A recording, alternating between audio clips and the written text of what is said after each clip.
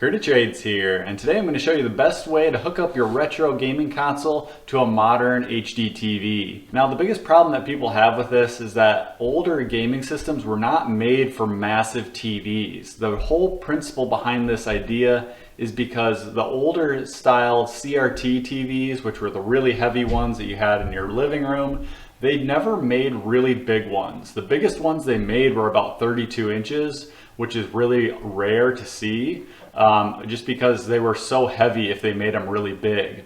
Now, when you get a huge screen like a 45 inch, a 65 inch, a 70-inch screen, the resolution on these older systems like the Nintendo 64, the PlayStation 1, the PlayStation 2, all these systems, they just don't have the resolution to stretch their screen that big. And what happens is it looks really grainy, it looks really pixelated. These here are 19-inch TVs, and it's stretched over 4 of them. This is a gaming console to split it for multiplayer, so each person gets their own screen for a split screen game. And even on 19-inch screens, a quarter of the screen is really small. This is like equivalent to a 40-inch TV if you put them all together.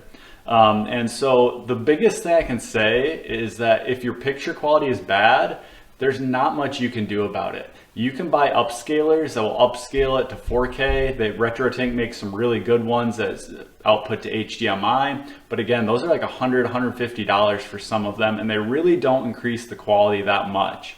You really are limited by just the output resolution of the console. So one of the things you can do about this to fix it and get a better picture is just get a smaller TV. If you have a smaller TV and have a full screen on it, like this here, then what will happen is it scrunches it down to a smaller size and more typical size of a CRT TV that these were made to play on, and the resolution is much better when it's on one screen like this, a lot smaller screen. So if you can't get a smaller TV, you're just going to have to deal with really crummy graphics. If you back up from your TV a lot further, it will look a little bit smoother.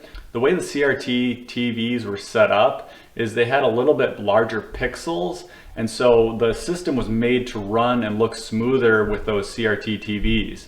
The pixels on modern TVs are a lot smaller, and so they do look a little bit grainier. One of the things you can do is if you go into the settings of your TV and turn the sharpness down, it'll make it a little bit blurrier, but it'll make it match up a little bit closer to a CRT TV. So that's one option you can try. It doesn't always fix it. The best thing you can do though is use a smaller size monitor. I typically use a really cheap HDMI converter off Amazon. I'll put my link in the description below. It's only about 20 bucks. It does the job.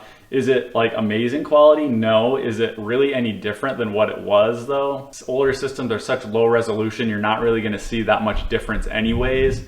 So picking up a HDMI converter will help. If you are curious about purchasing one of these split screen setups so that you don't have to worry about screen peaking anymore and playing with 4 players, I do sell these cabinets on Etsy. I can customize them, make them colored, painted. I can do connections for the controllers like here. I can do cutouts for different systems as well.